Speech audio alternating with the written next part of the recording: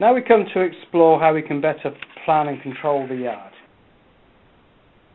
It may be worth taking a moment to put this in a bit of context. In this segment, we're going to be looking at only three examples of hundreds, thousands of better planning and optimization. Now, behind the software, there's a lot of specialized algorithms, and many of those have been inspired by some great mathematicians or operational research specialists.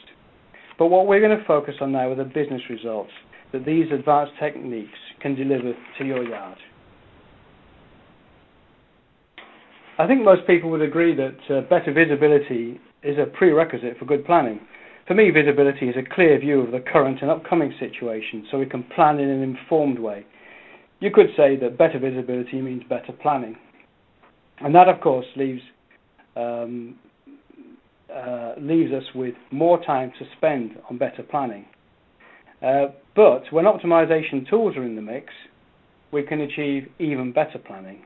As you might expect, the Vehnet Advanced Yard Manager is full of such optimization tools to underpin you and support you, the management team.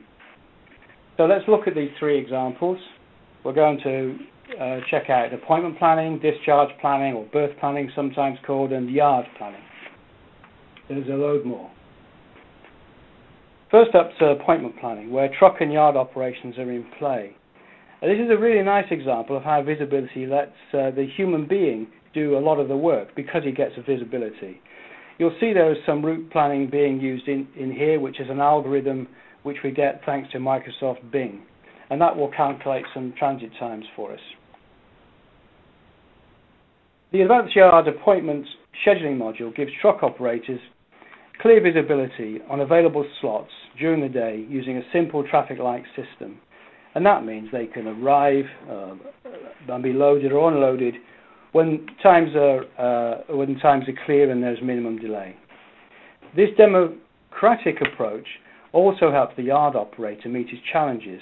He can answer questions like, who and what's going to come into my yard? Where can the units be efficiently parked? When will the labour be needed, and how much will the labour cost? Using this system, operators make the booking, and then they'll obtain a priority PIN code, and in order to save administration at the gate, cargo details can be entered, including booking references, bills of lading, and so on.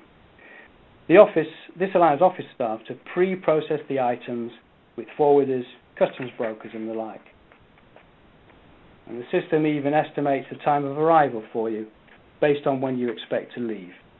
And this is where we call the Bing maps using web services, which can really help business-to-business communication nowadays.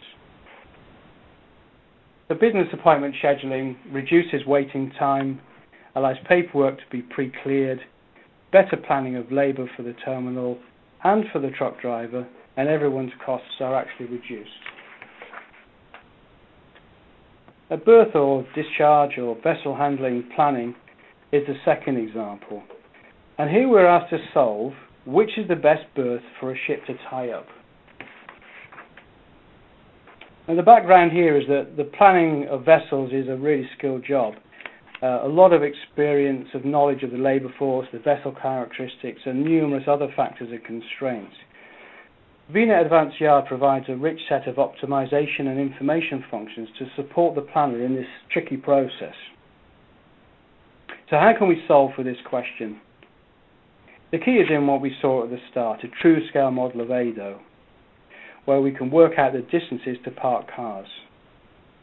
The second thing we do is that every task of the terminal is defined in terms of the resource, the times, and the skills needed. And the third part of the solution is that the vehicles have information such as final destination, sold, not sold, which influence where they should be parked. Okay, so let's do it. Which berth gives the shortest amount of driving, yet places cars in the optimum place in the yard? Well, here you can see basically the solution. You have the vessel, which is the long red strip, and the algorithm works out for each car where it should be parked. You can see the green flag is the start point for each car, and the checkered flag is the designated parking slot. And then you can see in the panel to the right the driving distance, and the red line with the arrows is the shortest route. And this optimization function works almost instantly for each car. Then the system calculates from this, for all the cars, which berth the vessel should be placed on, and gives you the choice. And the result is displayed and says, in this case, that berth 1 is the optimal location. Now that's better for the shipping line due to faster turnaround. There's less cost to the yard operator because there's less jockeys, and cars are available faster to the dealer. So it's a happy ending indeed. Everyone tends to win when optimization is used and when processes are lean.